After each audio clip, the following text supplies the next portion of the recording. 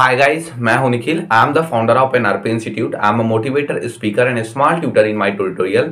आज मैं गुलाम के नियम को लेकर के आया हूं। 12th फिजिक्स की पार्ट 4 वीडियोस बन रही है। फर्स्ट चैप्टर रेगुलर बेसिस पे स्टेप बाय स्टेप हर हम टॉपिक्स को क्लियर करते जा रहे हैं। तो हमारा जो नेक्स्ट टॉपिक है वो गुलाम का नियम है। गुलाम के नियम के बाद एकांक आवेश है और गुलाम की फिर नियम की सीमाएं हैं। डिटेल में वीडियोस को देखिए। इसी टॉपिक्स को आपको पढ़ा करके क्लियर करने वाला हूं। उससे पहले एक चीज कहना चाहूंगा, डिस्प्ले पे नंबर शो हो रहा होगा, वहां आप कांटेक्ट कर सकते हैं। 2023 में होने वाली 12वीं की परीक्षा के लिए, 2023 में होने वाली 10वीं की परीक्षा के लिए ऑफलाइन ट्यूशंस भी दी जा रही है। ऑफलाइन ट्यूशंस, ऑफलाइन कोचिंग्स के लिए आप पता कर सकते हो कांटेक्ट करके। तो चलिए हम लोग देखते हैं गुलाम के नियम के बारे में। का नियम क्या है? तो गुलाम का नियम हम जानते हैं कि सजातीय आवेशों में क्या होता है, तो प्रतिकर्षण होता है। समान समान प्रकार के आवेश अपने आप को दूर करते हैं और विभिन्न प्रकार के अलग अलग प्रकार के आवेश यानी कि प्लस और माइनस आपस में क्या करते हैं, अट्रैक्ट करते हैं, आकर्षित करते हैं, मतलब आपस में खिंचाते हैं। तो ठीक उसी बिंदु आवेशों के लिए गुलाम ने क्या किया, एक नियम प्रतिपादित कर दिया। उन आवेशों पर लगने वाले बल के आधार पर उन्होंने एक नियम प्रतिपादित कर दिया और उसी नियम को क्या कहा जाता है, गुलाम का नियम कहा जाता है। चूंकि ये जो गुलाम का नियम है वो बिंदु आवेशों के लिए है, इसलिए सबसे पहले हमको बिंदु आवेश को जानना पड़ेगा कि व्हाट इज अ बिंदु चार्ज, मतलब पॉइंट चार्ज क्या होता है। पॉइंट चार्ज यानी कि बिंदु आवेश क्या होते हैं, इसके बारे में हमको जानना पड़ेगा। तो बिंदु आवेश उन आवेशों को कहा जाता है जिनका आकार उनके बीच की दूरी की तुलना में क्या होता है, नगण्य होता है। कहने का मतलब ये है कि बिंदु आवेश उन आवेशों को कहेंगे। बिंदु आवेश क्या होगा, तो बिंदु आवेश उन आवेशों को कहा जाता है, उन आवेशों को कहा जाता है जिनकी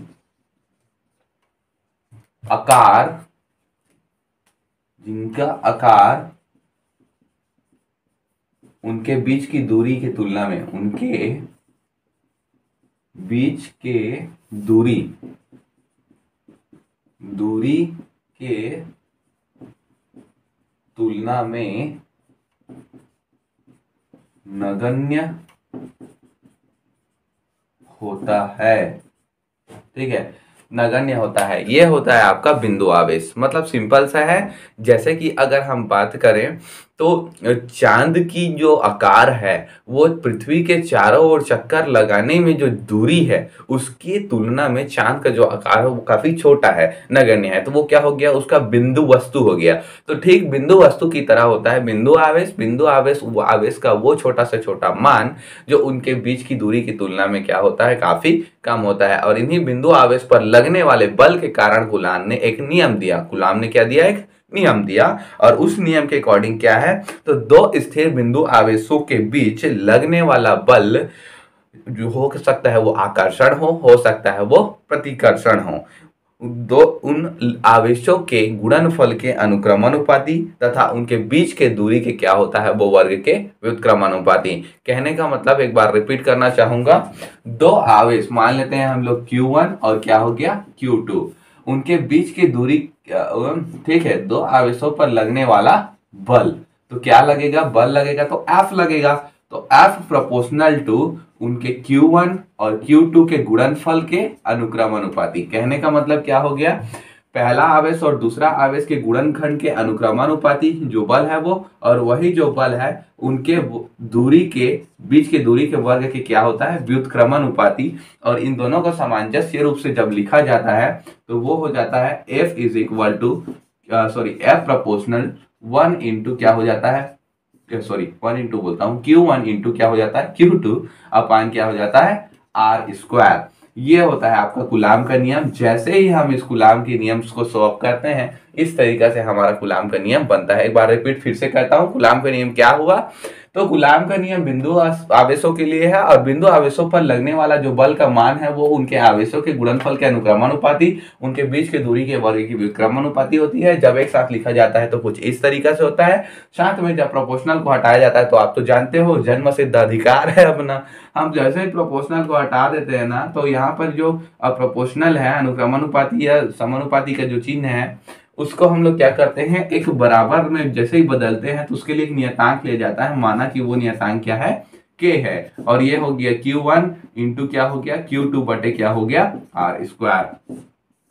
ठीक, कुछ इस तरीका से। अब यहाँ पर k वायु या निर्वात में अगर हम बात करें, वायु या निर्वात में k का जो मान है अगर हम बात करें, स्क्रीनशॉट ले लीजिए, वेरी इंपॉर्टेंट है। वायु या निर्वात में जब k की मान की बात की जाती है तो यहाँ पर थोड़ा देखिएगा, वायु या निर्वात में जब k का मान बात करते हैं तो माना कि k का मान क्या है वायु या निर्वात में, वो हो जाता है 1/4 पाई एप्सिलॉन 0, 1/4 पाई एप्सिलॉन 0। और इसका मान को जब वहां रखा जाता है तो F इज इक्वल टू हो जाता है हमारा 1/4 pi epsilon 0 Q1 into Q2 अपान क्या हो जाता है, R का स्क्वायर। ये हो गया आपका पूरा कूलाम का नियम। अब यहाँ पर निर्वात में अलग होता है, उसकी विद्युतशीलता के अकॉर्डिंग अलग होती है, इसका टोटल जो मान होता है वो F is equal to 1/4 pi epsilon is equal to total मान 9 इंटू 10 टू द पावर 9 होता है, 9 इंटू 10 टू द पावर 9। तो यहाँ पर से भी आप रख सकते हो 9 into 10 to the power 9 newton metre प्रति स्क्वायर, न्यूटन मीटर प्रति स्क्वायर, ऐसा करके हम लोग रख सकते हैं। तो यहाँ पर ऐसा भी लिखा जा सकता है 9 into 10 to the power 9 into क्या हो जाएगा, Q1 Q2 अपान क्या हो जाएगा, R स्क्वायर। तो ये थे कूलाम के डिटेल जानकारी, कूलाम का नियम। आई होप सो समझ आ गया होगा। अब हम लोग देखने वाले हैं एकांक आवेश के बारे में। जो नेक्स्ट टॉपिक है वो एकांक आवेश की ओर है। एकांक आवेश को इंग्लिश में कहा जाता है यूनिट चार्ज, उसी के बारे में हम लोग देखने वाले हैं। ये होता है एकांक आवेश। एकांक आवेश क्या होता है इसके बारे में हम लोग देखेंगे, तो थोड़ा सा समझते हैं। यदि एक समान परिमाण के जब दो सजातीय आवेश को 1 मीटर की दूरी पे रखा जाता है, दो समान परिमाण के मतलब समान वैल्यू के जो आवेश होते हैं उनको 1 मीटर की जब दूरी पे हम लोग रखते हैं ना, तो उस कंडीशन में वो उन पर जो बल होता है वो 9 into 10 to the power 9 newton बल से वो अपने आप को आकर्षित या प्रतिकर्षित करने का काम करते हैं। तब वो जो आवेश का परिमाण होता है वो क्या होता है, एकांक आवेश कहलाता है, या फिर क्या कहलाते हैं हम, यूनिट चार्ज उसको कहते हैं। कैसे, तो सिंपल समझते हैं। हम लोग जानते हैं कूलाम के नियम से F इज इक्वल टू अभी लिखा था 1/4 पाई एप्सिलॉन 0 Q1 इंटू क्या होता है, Q2 अपान क्या हो जाता है, R स्क्वायर। अभी जस्ट उसको इतना को हम लोग क्या लिख सकते हैं, तो 9 into 10 to the power 9 Q1 into क्या कर सकते हैं, Q2 अपान क्या कर सकते हैं, R स्क्वायर।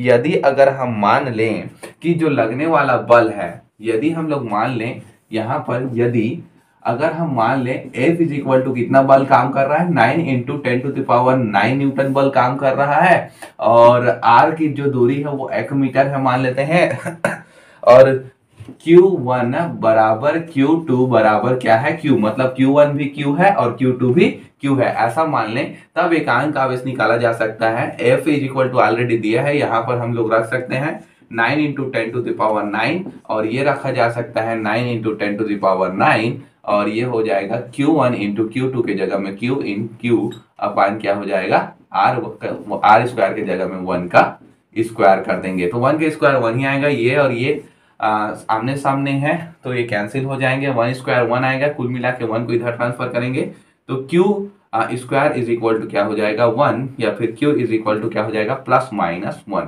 कुछ इस तरीका से आ जाएगा। तो यहाँ पर से समझ आ जाता है कि जो आवेश होता है वो उसका जो मान होता है वो क्या हो जाता है, एकांक हो जाता है, या फिर क्या हो जाता है, यूनिट। अब यहाँ से हम लोग ज्ञात कर सकते हैं या तो एकांक हो जाता है या तो यूनिट, तब यहाँ से हम लोग ज्ञात कर सकते हैं कि वो कहीं ना कहीं क्या है, हमारा यूनिट चार्ज है, एकांक आवेश है।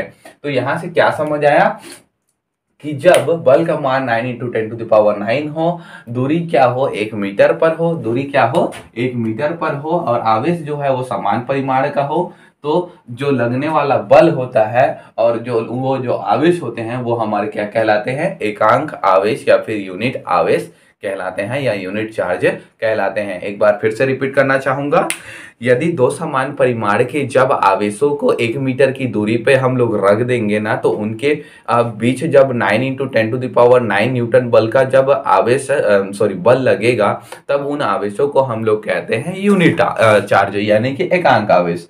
तो एकांक आवेश कुछ इस तरीके से परिभाषित किया जा सकता था। ये मोस्ट आईएमपी है, और कूलाम का नियम जो मैंने पीछे अभी जस्ट बताया आपको वो भी इंपॉर्टेंट है। दोनों को आप लेकर के बढ़िएगा। आगे हम लोग देखने वाले हैं कूलाम की नियम की सीमाएं। तो सबसे पहले हम लोग देखेंगे कूलाम की नियम की सीमाएं। तो देखते हैं, स्क्रीनशॉट लिए हो इसको। हाँ चलो देखो, अब आगे हम लोग देखने वाले हैं कूलाम के नियम की सीमाएं। देखिए कूलाम का नियम क्या है, कैसा है, ये भी समझ आ गया। एकांक आवेश क्या है ये भी समझ आ गया। अब कूलाम का नियम किस हद तक काम कर सकता है और किस चीज के लिए वो सत्य है और किस चीज के लिए नहीं है, उसकी लिमिटेशन देखेंगे। क्या देखेंगे? लिमिटेशन। तो ये हो जाएगा लिमिट किसके? तो कूलाम के नियम का। तो कूलाम के नियम की सीमाएं, नियम की सीमाएं हम लोग देखने वाले हैं। कूलाम के नियम की सीमाएं, कूलाम के नियम की सीमाओं में फर्स्ट आता है, यह केवल बिंदु आवेशों के लिए सत्य है। ये किसके लिए काम करेगा? मात्र पॉइंट चार्ज के लिए। ये किसके लिए? पॉइंट चार्ज के लिए। पॉइंट चार्ज के लिए ही ये क्या है? ट्रुथ है।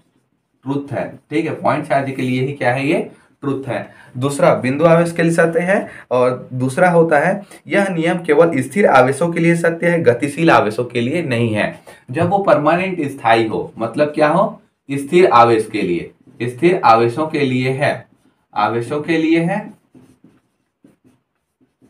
के लिए काम करता है, गतिशील के लिए नहीं काम करता। गतिशील के लिए ये क्या करता है? काम नहीं करता है। तीसरा जो ये कूलाम का सीमाएं हैं, यह नियम केवल अधिक दूरियों तथा 10⁻⁻15 मीटर से कम दूरियों के लिए सत्य नहीं है। ये अधिक दूरी के लिए काम नहीं करता और 10⁻⁻15 मीटर के लिए काम नहीं करता, वो 10⁻⁻15 मीटर से कम दूरियों के लिए काम करता है। मतलब 10⁻⁻15 मीटर से अगर कम दूरी है तो उस कंडीशन में वो काम करेगा, अन्यथा वो काम नहीं करेगा। तो ये होते हैं कूलाम के नियम की सीमाएं। आई होप सो मैं टोटल नॉलेज आपको दिया होगा। ऑनलाइन मोड में इतना ही डिटेल दिया जा सकता है, आगे जितनी भी है वो ऑफलाइन ट्यूशंस में आपको मिल जाएंगी। टोटल नॉलेज हम वहाँ भी देते हैं, असाइनमेंट के थ्रू, टेस्ट के थ्रू, सीरीज के through. Like, subscribe, share my dear friends, और ऐसी वीडियोज हम डेली बेसिस पे लाते रहेंगे। Thank you.